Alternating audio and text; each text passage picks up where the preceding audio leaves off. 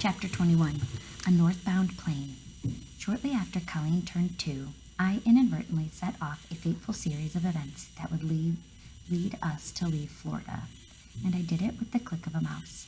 I had wrapped up my column early for the day and found myself with a half hour to kill as I waited for my editor. On a whim, I decided to check out the website of a magazine I had been subscribing to since not long before we bought our West Palm Beach house. The magazine was Organic Gardening, which was launched in 1942 by eccentric J.I. Rodale and went on to become the Bible of the Back to Earth movement that blossomed in the 1960s and 1970s. Rodale had been a New York City businessman specializing in electrical switches when his health began to fail.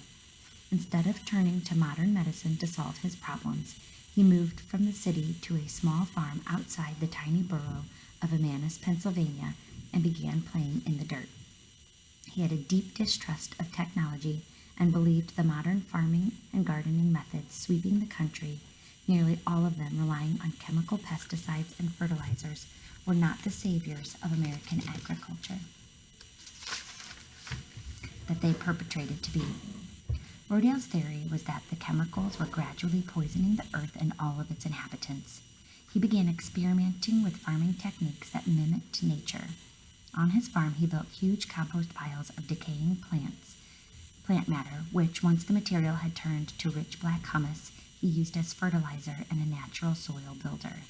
He covered the dirt in his garden rows with a thick carpet of straw to suppress weeds and retain moisture. He planted cover crops of clover and alfalfa and then plowed them under to return nutrients to the soil. Instead of spraying for insects, he unleashed thousands of ladybugs and other beneficial insects that devoured the destructive ones. He was a bit of a kook, but his theories proved themselves. His garden flourished, and so did his health, and he trumpeted his success on the pages of his magazine. By the time I started reading Organic Gardening, J.I. Rodale was long dead, and so was his son Robert, who had built his father's business, Rodale Press, into a multi-million-dollar publishing company. The magazine was not very well written or edited. Reading it, you got the impression it was put out by a group of dedicated but amateurish devotees of J.I.'s philosophy, serious gardeners with no professional training as journalists. Later, I would learn this was exactly the case. Regardless, the organic philosophy increasingly made sense to me, especially after Jenny's miscarriage and our suspicion that it might have had something to do with the pesticides we had used. By the time Colleen was born, our garden was a little organic oasis in a suburban sea of chemical weed and feed applications and pesticides. Passersby often stopped to admire our thriving front garden, which I tended with increasing passion, and I almost always asked the same question: "What do you put on it to make it look so good?" When I answered, "I don't," they looked at me uncomfortably, as though they had just stumbled upon something unspeakably subversive going on in well-ordered, homogeneous, conformist Boca Raton. That afternoon in my office, I clicked through the screens at theorganicgardening.com and eventually found my way to a button that said Career Opportunities. I clicked on it. I'm still not sure. I loved my job as a columnist, loved the daily interaction I had with readers, loved the freedom to pick my own topics and be as serious or as flippant as I wanted to be. I loved the newspaper room and the quirky, brainy, neurotic, idealistic people it attracted. I loved being in the middle of the biggest story of the day. I had no desire to leave newspapers for a sleepy publishing company in the middle of nowhere. Still, I began scrolling through the Rodale job postings, more idly curious than anything. But midway down the list, I stopped cold. Organic Gardening, the company's flagship magazine, was seeking a new managing editor. My heart skipped a beat. I'd often daydreamed about the huge difference a decent journalist could make at the magazine, and now here was my chance. It was crazy. It was ridiculous. Career editing stories about cauliflower and compost? Why would I want to do that? That night I told Jenny about the opening, fully expecting her to tell me I was insane for even considering it. Instead, she surprised me by encouraging me to send a resume.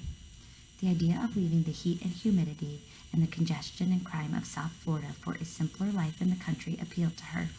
She missed 4 seasons in hills. She had missed falling leaves and spring daffodils.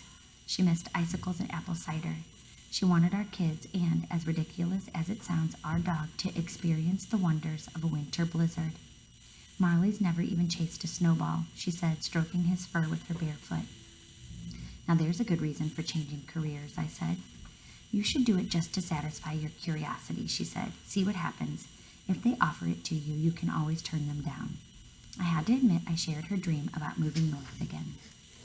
As much as I enjoyed our dozen years in South Florida, I was a northern native who had never learned to stop missing three things: rolling hills, changing seasons, and open land. Even as I grew to love Florida, with its mild winter, spicy food, and comically irascible mix of people, I did not stop dreaming of someday escaping my own private paradise. Not a postage stamp size lot in the heart of Hyperpressy Boca Raton, but a real piece of land where I could dig in the dirt, chop my own firewood, and tromp through the forest, my dog at my side. I applied, fully convincing myself it was just a lark. 2 weeks later, the phone rang, and it was J.I. Rodale's granddaughter, Maria Rodale. I had sent my letter to Dear Human Resources and was so surprised to be hearing from the owner of the company that I asked her to repeat her last name. Maria had taken personal interest in the magazine her grandfather had founded, and she was intent on returning it to its former glory. She was convinced she needed a professional journalist, not another earnest organic gardener, to do that, and she wanted to take on a more challenging and important stories about the environment, genetic engineering, factory farming, and the burgeoning organic movement. I arrived for the job interview fully intending to play hard to get, but I was hooked the moment I drove out of the airport and into the first curving 2-lane country road. At every turn was another postcard. A stone farmhouse here, a covered bridge there, icy brooks gurgled down the hillsides, a furrowed farmland stretched to the horizon like God's own golden robes. It didn't help that it was spring and every last tree in the Lea Valley was in full glorious bloom. At a lonely country stop sign, I stepped out of my rental car and stood in the middle of the pavement. For as far as I could see in any direction, there was nothing but woods and meadows. Not a car, not a person, not a building. At the first payphone I could find, I called Jenny. You're not going to believe this place, I said. 2 months later, the movers had the entire contents of our Boca house loaded into the gigantic truck. An auto carrier arrived to haul off our car and minivan. We turned the house keys over to the new owners and spent our last night in Florida sleeping on the floor of a neighbor's home. Marley sprawled out in the middle of us. Indoor camping, Patrick shrieked. The next morning, I arose early and took Marley for what would be his last walk on Florida soil.